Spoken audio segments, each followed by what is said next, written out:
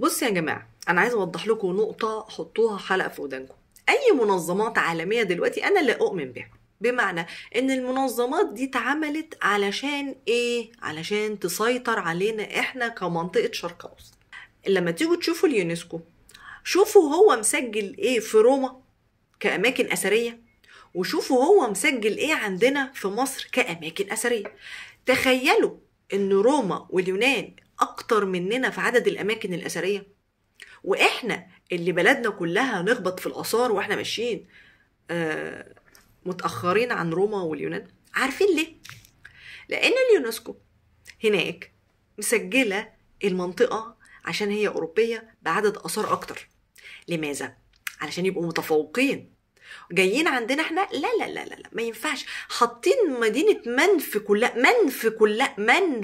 انتوا متخيلين عدد الاثار اللي جوه منف كمكان اثري واحد، في حين ان انت لما تيجي تروح لروما مثلا بيت ملكي بقى اثار، البيت متسجل كاثر، النافوره متسجله كاثر، الشجره اللي بره متسجله كاثر، خيبته اللي واقف ده متسجل كاثر. احنا بقى مدينه كامله متسجله عنها اثر واحد. فمن ساعة أنا ما شفت موضوع اليونسكو في إزاي هو بيسجل الآثار عندنا وعند روما واليونان، عرفت إن الموضوع ما فيهوش فيه نزاهة، وإن الموضوع إن هم عايزين يمسكوا اللجام اللي عندهم حضارة اللي هو إحنا.